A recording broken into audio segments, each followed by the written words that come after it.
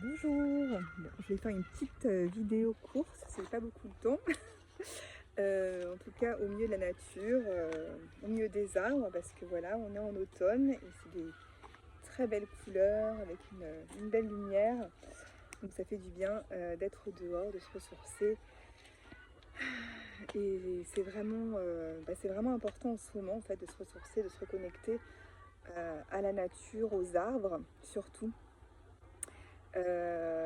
Voilà, puisqu'ils ont beaucoup de sagesse, beaucoup de choses à nous apporter, ces arbres. Je vais faire une vidéo surtout aujourd'hui parce que aujourd'hui nous sommes nous sommes en nouvelle lune en Balance, mais surtout une éclipse totale de nouvelle lune ce soir en Balance. Voilà, qui est très puissante. Donc on la ressent depuis quelques mois déjà. On va continuer à la ressentir. Je vous en avais déjà parlé dans des vidéos précédentes, qu'en fait ces séries d'éclipses correspondent au transit des nœuds lunaires dans les signes du bélier de la balance, qui vont durer jusqu'en janvier, voilà, qui ont commencé, voilà, ça dure environ un an et demi, hein, en tout, ces transits. Et voilà, ces signes de la balance et du bélier, c'est vraiment l'équilibre entre soi et les autres. J'ai l'impression un petit peu de me répéter d'une vidéo à l'autre, mais c'est ce que je vois vraiment autour de moi et en séance, hein. Donc cette éclipse d'aujourd'hui est très très forte et met vraiment les projecteurs sur les relations, sur comment trouver l'équilibre et surtout l'équité, je dirais, hein, plus l'équité que l'égalité dans les relations, euh, au sein du couple. Ça, je vois très fortement autour de moi. Et c'est vraiment cette énergie de paix, d'harmonie et d'équilibre au sein des relations du couple et la relation à soi et aux autres.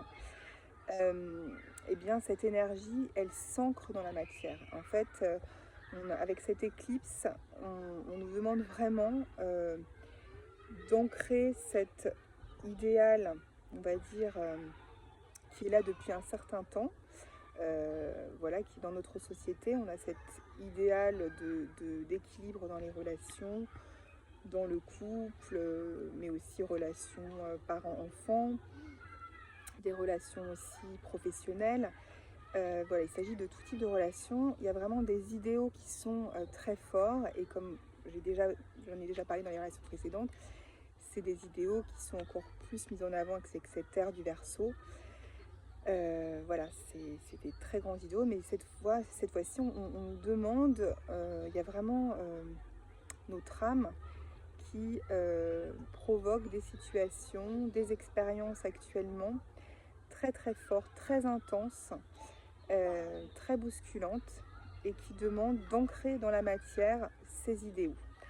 Alors ça peut être voilà, très challenging, ça peut demander beaucoup d'efforts, de persévérance et comment dire, de calme intérieur pour ne pas être trop perturbé par ces énergies.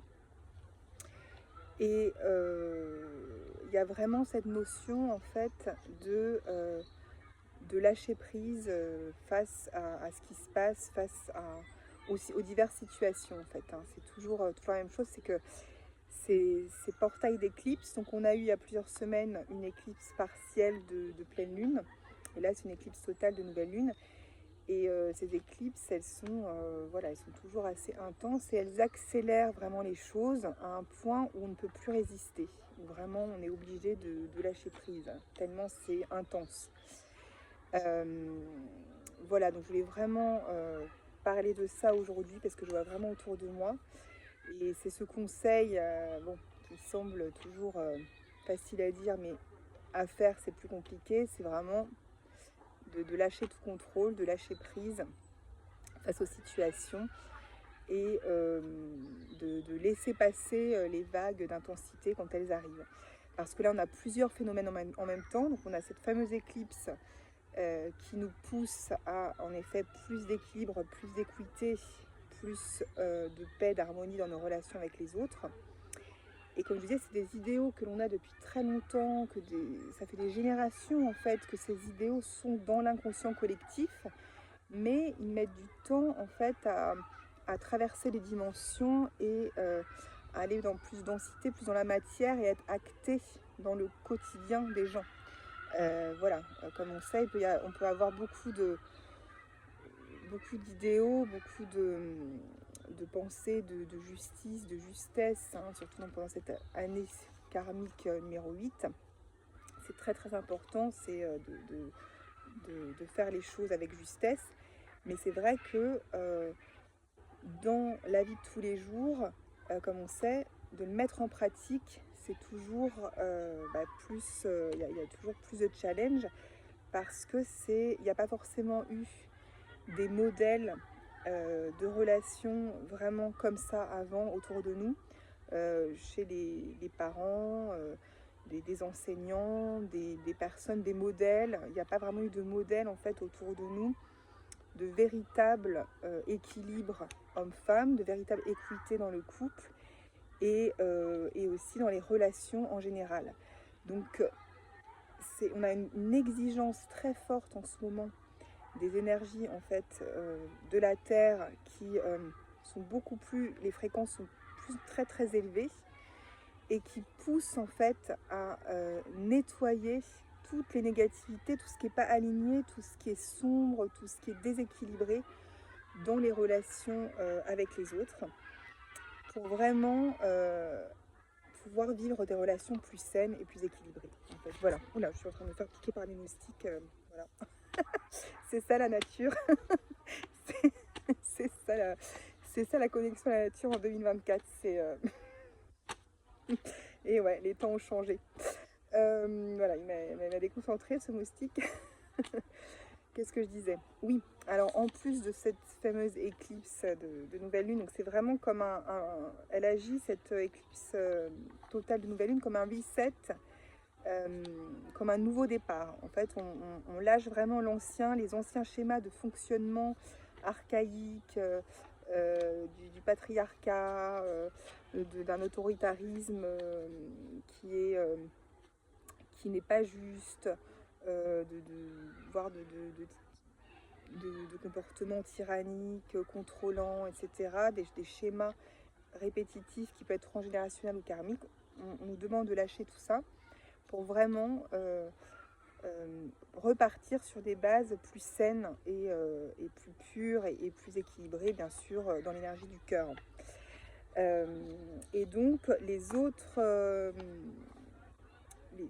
événements, on va dire, astrologiques aussi qui jouent beaucoup en ce moment, c'est, je pense que j'en ai aussi déjà parlé, c'est la dernière rétrogradation de Pluton en Capricorne. Alors, Pluton en Capricorne, vous savez, c'était vraiment toutes ces notions de pouvoir et d'abus de pouvoir, et notamment de hiérarchie pyramidale. Et donc on en revient encore à cette autorité extérieure, ces abus de pouvoir. Et donc quand Pluton finit un signe comme ça, on ne verra pas, jusqu'à de nos vivants, à nouveau en Capricorne, il va passer en Verseau. C'est vraiment qu'il y a eu beaucoup de choses qui se sont passées avec ce signe Capricorne, d'autorité, de hiérarchie, de tout ce qui est vraiment extérieur et qui est abusif en fait, hein, pouvoir abusif de l'État, du gouvernement, pouvoir abusif de les personnes qui sont au pouvoir actuellement, qui abusent de leur pouvoir, qui ne sont pas dans la justesse, qui ne sont pas du tout dans l'énergie du cœur, dans la bienveillance. Et pareil, dans toute relation, tout ça est mis en avant, et vu que c'est la fin de ce parcours de Pluton Capricorne, il y a vraiment un des derniers messages, un petit peu les planètes qui sont lentes et qui passent du temps dans des signes et qui rétrogradent et qui reviennent, etc., plusieurs fois à la fin du signe. Et ben c'est vraiment pour marquer le coup, et malheureusement ça peut être explosif à la fin de leur parcours dans ce signe. C'est ce qu'on remarque avec ces abus de pouvoir, hein, notamment avec ce qui se passe dans le monde, mais aussi au niveau individuel, de que chacun vit aussi dans son quotidien.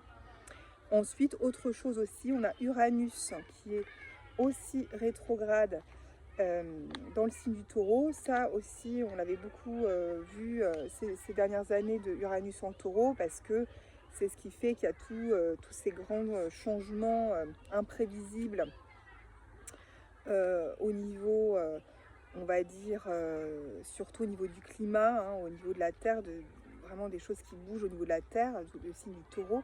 Uranus, c'est vraiment les imprévus. Et donc, vous pouvez justement, en ce moment, avec cette rétrogradation, voir des choses un petit peu se passer, des accidents, des urgences, des choses qui viennent, des interruptions, des choses qui viennent comme ça, à dernière minute, contrarier vos plans, par exemple. On a beaucoup de ça souvent avec aussi Uranus rétrograde. Est-ce qu'il y avait d'autres choses dont je voulais vous parler? Ouais, non, c'était surtout par rapport, voilà, à cette éclipse aujourd'hui dans le signe de la Balance. Alors, c'est d'autant plus important pour la génération dont je fais partie, hein, qui a aujourd'hui la quarantaine et cinquantaine, qui sont nés avec Pluton en Balance, et certains comme moi aussi avec Saturne en Balance aussi. C'est vraiment une génération, un peu la première génération, avec beaucoup d'impact au niveau de... Oh là, je me refais piquer, décidément au même endroit, par un autre moustique, j'imagine c'est un autre. Je sais pas c'est quoi le message symbolique du moustique, il faut que je regarde. Donc je disais, voilà, ça pique. Ça pique, ça pique. Je disais que notre génération, en fait, avait à cœur de justement cette équilibre, cette justice, cette équité au niveau du pouvoir intérieur, au niveau de Pluton, et aussi au niveau de Saturne, au niveau des règles, des structures, et notamment ce qui concerne par exemple le mariage, la vie de couple, hein, on en revient parce que c'est vraiment des valeurs de Vénus, vénusiennes, hein, dans les couples, et la relation amoureuse, comment elle est structurée avec Saturne. Et donc, voilà, on est une génération, un peu la première génération, qui a connu en fait des parents en séparation, en divorce, hein, les premiers, on va dire, première série de séparation et de divorce. Et ça, c'était vraiment lié justement à plus de justice, de justesse et d'équité dans le couple. Hein, donc ça peut paraître, comment dire, contradictoire de penser que les séparations et les divorces permettent plus de justice dans le couple, mais en fait c'était le premier symptôme de cette volonté de l'homme et de la femme de plus d'équité, d'équilibre dans le couple, qui n'avaient pas eu eux enfants avec leurs parents par exemple. Donc voilà, ça s'est fait, et maintenant les choses évoluent à nouveau au sein de ces différentes structures de la société pour que vraiment il y ait donc que cet équilibre soit acté dans la matière, et donc il y ait plus d'équilibre, de justice, mais à un niveau plus subtil.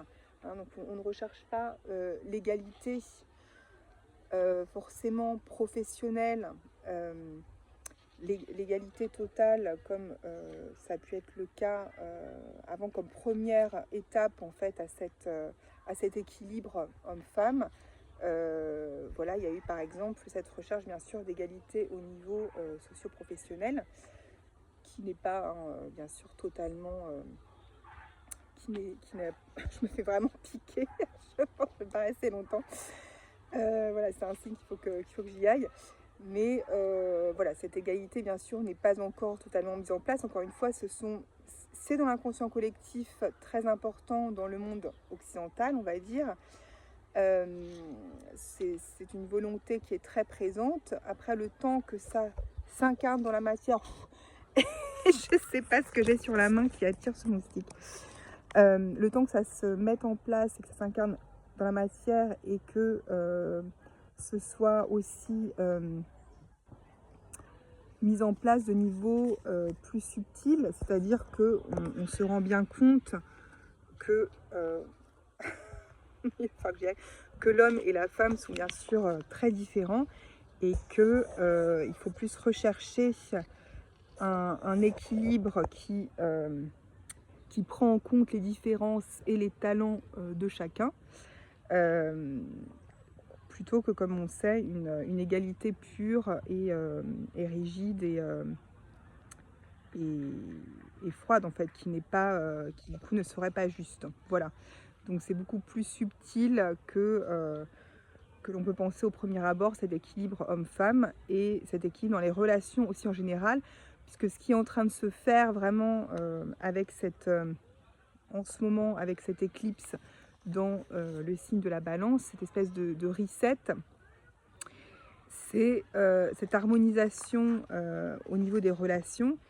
Voilà, elle se fait au niveau du couple, mais elle se fait au niveau de soi aussi, entre ces parties masculines et féminines. Puisque comme on sait, finalement, les relations, le couple, mais toute relation générale ne peut être véritablement harmonieuse, équilibrée, que si cet équilibre, bien sûr, se trouve à l'intérieur de soi, entre sa partie masculine et féminine. Voilà, c'est un petit peu la petite phrase de fin. Comme on sait, tout commence toujours à l'intérieur de soi, c'est toujours un petit peu comme ça, j'ai l'impression que je commence ou que je termine mes vidéos. L'extérieur ne fait que refléter ce qui se passe à l'intérieur. Donc c'est pour ça que c'est important de vraiment se focaliser sur son parcours intérieur et son propre pouvoir personnel pour changer justement ses croyances et sa façon d'agir pour qu'ensuite les changements se passent à l'extérieur. Bon, allez, je vais y aller.